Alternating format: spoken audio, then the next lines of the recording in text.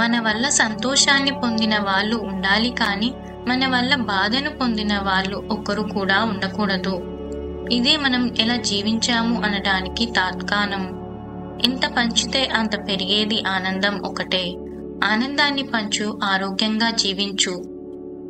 మనం ఇవ్వటం నేర్చుకుంటే మన ఆలోచనలు ఎప్పుడు పై స్థాయిలోనే ఉంటాయి. అది తీసుకోవటం అలవాటైతే మన ఆలోచనలు ఎప్పుడు ఎవరో ఒకరి సహాయం కోసం ఎదురు చూస్తూ పోవటమే. ఎదుగుదల అనే ఆలోచన మన దరికి కూడా చేరదు. మనం ఎక్కువగా నమ్మిన మనుషులే వారి అవసరం తీరే కొద్దీ మనలోని తప్పులు వెతకటం మొదలు పెడతారు.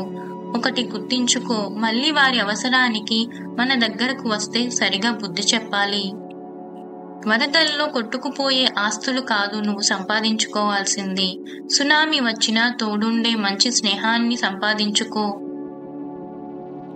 జీవితంలో ఆనందం ఉండాలంటే ఆస్తులు ఉండవలసిన అవసరం లేదు. మనమే ఒక ఆస్తిగా భావించే ఓ తోడు ఉంటే చాలు. నీ జీవితం అనే ప్రయాణంలో భయపడి ఆగిపోయిన వాడు కాదు, ప్రయత్నిస్తూ ఓడిపోయిన వాడు గొప్పవాడు. సూర్యుని చుట్టూ భూమిలా ఆశయం చుట్టూ ఆవేశం తిరుగుతుంది. సమాజంలో అందరినీ అర్థం చేసుకుంటూ ప్రతి ఒక్కరినీ కలుపుకుని పోవటం అనేది ఒక రకమైన కళ. అలా అందరూ కళాకారులు కాలేరు. గుడి గోడల కంటే హాస్పిటల్ గోడలు ఎక్కువ ప్రార్థనలు విని ఉంటాయి. నీ ఆలోచనలు మంచివి అయితే లోకమంతా నీ బంధువులవుతారు. అదే నీ ఆలోచనలు చెడ్డవి అయితే సమాజానికి చిరకాలం బద్ధ శత్రువుగా మిగులుతావు. ఓపికతో ఒకరిలో మంచిని చూడు, వాళ్ళ మనస్సులో ప్రత్యేక స్థానం నీదే అవుతుంది. స్వానుభవంతో తెలుసుకునేంత వరకు చాలా సత్యాల అర్థం మనకు తెలిసి రాదు. అజ్ఞానాన్ని కప్పిపెడితే ఎక్కువ అవుతుంది. నిజాయితీగా అంగీకరిస్తే ఎప్పటికైనా దాన్ని తొలగించుకోమన్న ఆశ ఉంటుంది.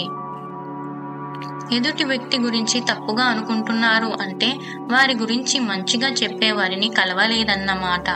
ఎందుకంటే వెలుగు చీకటిలాగా ప్రతి వ్యక్తిలోనూ మంచి చెడు రెండూ ఉంటాయి. చాడీలు చెప్పేవారే చాడీలు వింటారు. ఇది ఒక మానసిక ఆహారం. ఇది లేకపోతే బ్రతకలేరు కొందరు. ఒక వ్యక్తిని ఎదుటి వ్యక్తి దూషించినా మౌనంగా ఉన్నాడు అంటే అది చేతగానితనం కాదు. కొన్ని మాటలకు విలువ తెలియని కొందరి వ్యక్తులకు బదులు చెప్పటం వృధా అని అర్థం. ఈ లోకంలో ఉత్తముడికి వచ్చిన కోపం క్షణకాలమే ఉంటుంది. మధ్యముడికి 2 గడియలు ఉంటుంది. అధముడికి వచ్చిన కోపం ఒక రోజంతా ఉంటుంది. పాపిష్టి వాడికి వచ్చిన కోపం జీవితాంతం ఉంటుంది. ఎలా బ్రతకాలనుకుంటారో నిర్ణయించుకోవాల్సింది సగటు మనిషే. జరుగుతున్న వాటికి కర్తృత్వాన్ని నీ నెత్తిన వేసుకున్నప్పుడు వాడే పదం ప్రారబ్ధం. దేవుడి మీద వేసినప్పుడు వాడే పదం భగవదిచ్ఛ. ఏది అర్థం కాక ఉన్నప్పుడు వాడే పదం విధి. ఈ మూడింటి అర్థం నీ చేతిలో ఏమీ లేదు అనే. మబ్బులు వస్తుంటాయి, పోతుంటాయి. ఆకాశం వాటిని అంటక ఉంటుంది. నువ్వు ఆకాశంలా ఉండు. ఆలోచనలకు ప్రాముఖ్యత ఇవ్వకు.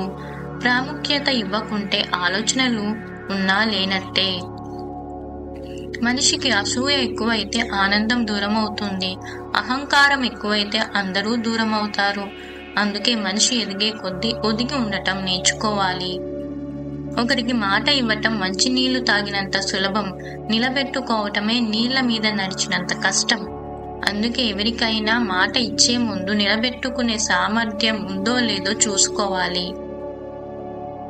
డబ్బు లేకపోతే ఇంట్లోనే విలువ ఉండదు. అలాంటిది సమాజంలో ఎలా ఉంటుంది? ఒకప్పుడు మనుషులు గుణం చూసి దగ్గరయ్యే వాళ్ళు. ఇప్పుడు డబ్బు చూసి దగ్గరవుతున్నారు. వదిలి వెళ్లిన కాలాన్ని, విడిచి వెళ్లిన పాదాన్ని, కరిగిపోయిన కలల్ని, కన్నీటిని మిగిల్చిన ఆశల్ని తలుచుకుంటూ గడిచిపోతున్న నేడును, ఎదురు వచ్చే రేపుని వెళ్ళిపోనీయకు. ఒక చెడ్డ గుణం 100 సమస్యలకు కారణమవుతుంది. ఒక మంచి గుణం 100 సమస్యలను పరిష్కరిస్తుంది.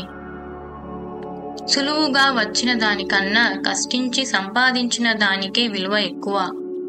ఈ సృష్టిలో ఒంటరి వాడు అంటూ ఎవరూ ఉండరు. ఎందుకంటే చూసేటప్పుడు ఆకాశం, అడుగులు వేసేటప్పుడు నేల, గొంతు తడిపేటప్పుడు నీరు, శ్వాస పీల్చేటప్పుడు గాలి, చివరకు చితి మీద పడుకున్నప్పుడు నిప్పు. అందుకే సరిగ్గా గమనిస్తే ఈ ప్రకృతిలోని పంచభూతాలు ఎప్పుడూ వెన్నంటి ఉండి నిన్ను ఒంటరివాణ్ణి చెయ్యవు. అదే సృష్టి రహస్యం.